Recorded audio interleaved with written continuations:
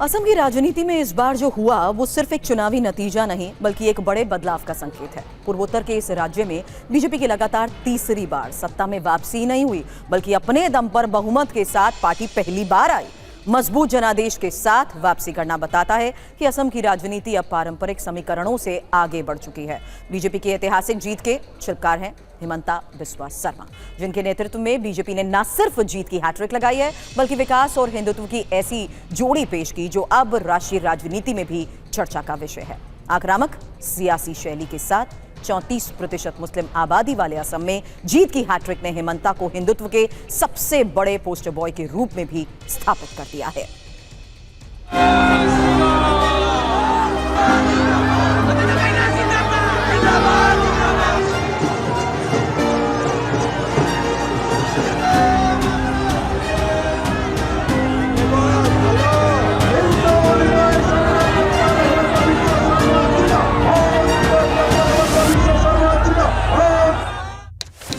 13 मई 2001।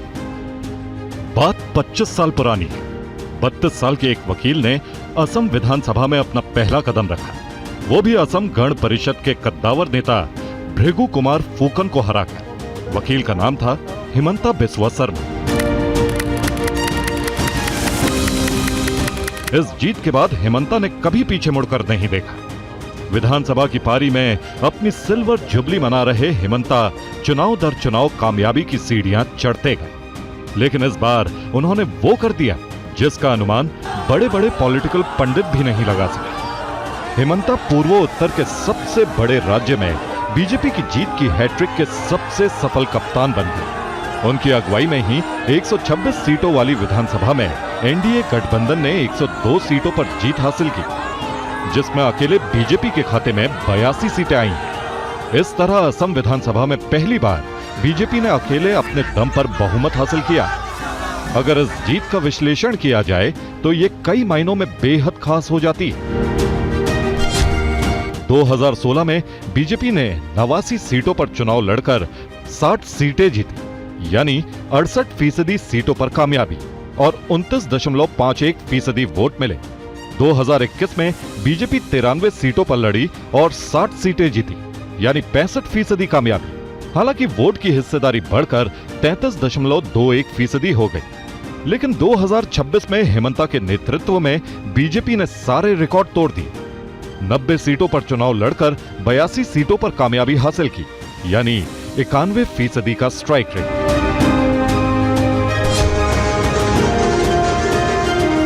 ये आंकड़ा आजादी के बाद असम में किसी भी पार्टी को मिले तीसरे बड़े जनादेश के बराबर है। कांग्रेस ने 1972 में 95 सीटें और 1983 में 91 सीटें जीती थी। लेकिन बीजेपी की जीत इन सबसे बड़ी है, क्योंकि पार्टी ने चुनाव ही सिर्फ 90 सीटों पर लड़ा और इसमें भी उसे 82 सीट पर जीत हासिल हुई। यानी हिमंता के नेतृत्व में बीजेपी की जीत का स्ट्राइक रेट 90% के पार है। असम के नतीजों में चौंकाने वाले फैक्टर वोटिंग परसेंटेज भी है। राज्य में 85.38% लोगों ने वोट डाला, जो एक रिकॉर्ड है। ये शानदार जनादेश हिमंता की हिंदुत्व वाली छवि और विकास के मॉडल पर ही जनता की मोहर है। मोदी जी को असम का लोगों ने भरपूर आशीर्वाद दी। भारतीय जनता पार्टी का जीत हमारा कार्यकर्ता का जीत होते हैं और ये पूरा जीत इसलिए हुआ कि इसलिए बीते 10 साल प्रधानमंत्री जी का नेतृत्व में पूरे असम में जो अनप्रेसिडेंटेड डेवलपमेंट हुए, तो मैं भी कार्यकर्ता हूँ, सब कार्यकर्ता का साथ थोड़ा श्रेय मेरा भी ऊपर आएगा, लेकिन वो कार्यकर्ता का नाते जितना आना चाहिए इतना ही है। हालांकि ये बात भी सही है कि बीजेपी रातों रात राज्य में इतनी बड़ी ताकत नहीं बनी, लेकिन हिमंता ने पार्टी को वो रफ्तार दी जिसके आगे कोई नहीं टिक पाए। 2015 में जब वो कांग्रेस छोड़कर बीजेपी में शामिल हुए, उस वक्त पार्टी के सिर्फ 5 विधायक थे, जो 2011 में जीत कर आए थे। तब बीजेपी को 12% से भी कम वोट मिले थे। लेकिन 2016 में उनकी रणनीतिक कौशल के साथ बीजेपी आगे बढ़ी, कांग्रेस को सत्ता से उखाड़ फेंका। तब पार्टी ने 29.51% वोटों के साथ 60 सीटें जीती थी, जो बहुत बड़ी छलांग थी। 2016 और 2021 में भी बीजेपी की जीत के वो मुख्य रणनीतिकार थे, लेकिन उनके सर पे सेहरा नहीं सजा, क्योंकि वो पार्टी के चेहरा नहीं थे। मई 2021 में बीजेपी ने उनको वो जिम्मेवारी दी जिसके वो हकदार थे, यानी सीएम की कुर्सी। 2026 के चुनाव में हेमंता के लिए असली अग्नि परीक्षा रही। उन्हें अपने चेहरे के दम पर असम में पार्टी को जीत की हैट्रिक देनी थी। ये किसी भी पॉलिटिकल पार्टी के लिए आसान नहीं होता। हेमंता ने न सिर्फ ये अग्नि परीक्षा पार की, बल्कि असम का रंग ही बदल दिया। अब असम का नक्शा कुछ इस तरह भगवा नजर आने लगा है।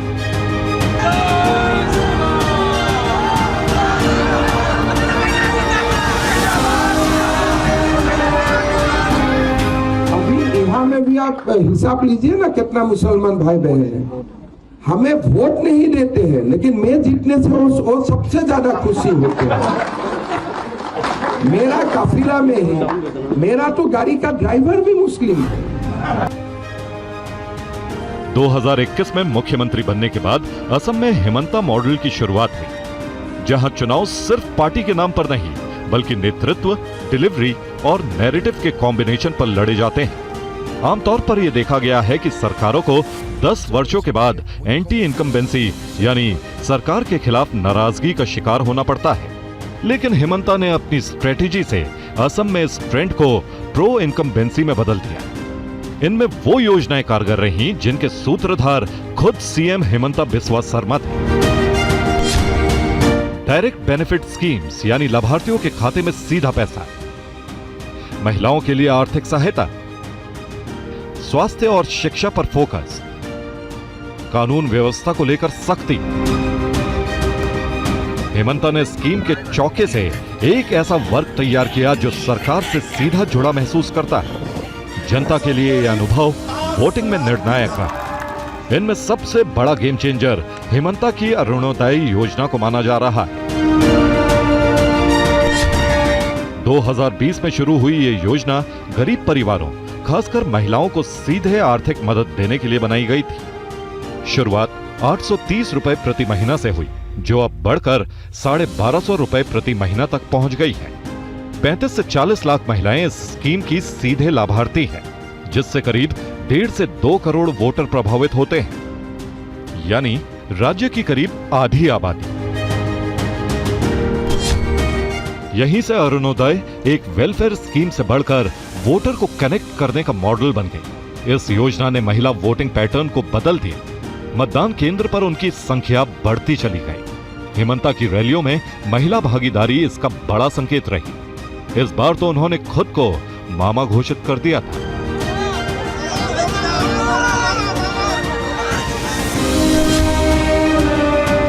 बीजेपी के लिए सिर्फ स्कीम काफी नहीं थी, बल्कि उन लाभार्थियों की भागीदारी वोट में तब्दील होना भी जरूरी था।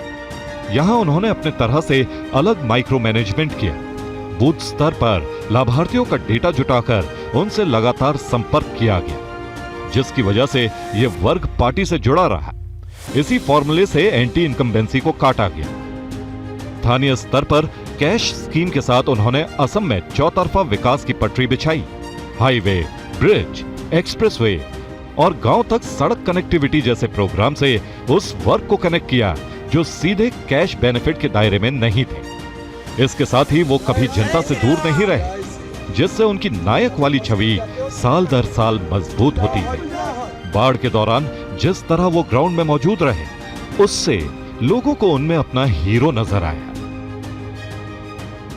इस चुनाव में एक और अहम पहलू रहा डिलिमिटेशन, यानी चुनावी क्षेत्रों का पुनर्गठन। हाल के परिसीमन के बाद असम में कई सीटों की सीमाएं बदली, जिसका सीधा असर चुनावी गणित पर पड़ा। कुछ क्षेत्रों में मुस्लिम बहुल वोट का पुनर्वितरण हुआ, तो कुछ सीटों पर आबादी का संतुलन बदल गया। लेकिन हेमंता के स्ट्राइक रेट में जबरदस्त इजाफा हुआ, जो इस बात का भी संकेत है कि हेमंता कुछ हद तक मुस्लिम वोटों को भी अपनी ओर झुकाने में कामयाब रही। हेमंता ने दावा किया कि असम में 25% मुसलमानों ने बीजेपी को वोट किया। असम में मुस्लिम आबादी 34% है, जबकि बंगाल में 27%। यानी बंगाल की तुलना में असम की मुस्लिम जनसंख्या का प्रतिशत ज्यादा है। ऐसे आबादी वाले समीकरण में एक मजबूत हिंदुत्व छवि के साथ मुस्लिम वोट बटोरना किसी करिश्मे से कम नहीं है।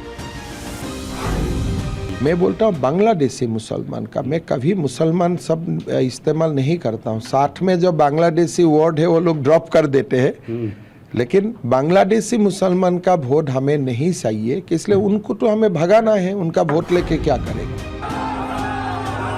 इस बार के जनादेश की जमीन सोच समझकर तैयार की गई थी। हेमंता ने अपने विकास मॉडल के साथ असम की राजनीति की पुरानी चिंता को फिर से उठाया, यानी बांग्लादेश से अवैध घुसपैठ का खतरा।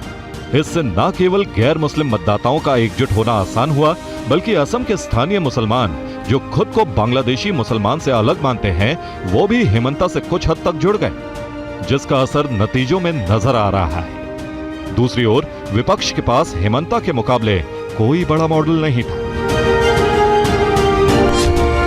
विपक्ष के पास जनता को सीधे फायदा देने वाली स्कीम का अभाव था। स्पष्ट नैरेटिव ना होने के साथ नेतृत्व भी कमजोर दिखा। हेमंता ने चुनाव से पहले 2 बार के कांग्रेस सांसद प्रद्युत बारदोलोई और पूर्व प्रदेश अध्यक्ष भूपेन बोरा को बीजेपी में शामिल करवाया, जिससे मैसेज गया कि कांग्रेस जीतने की स्थिति में नहीं है।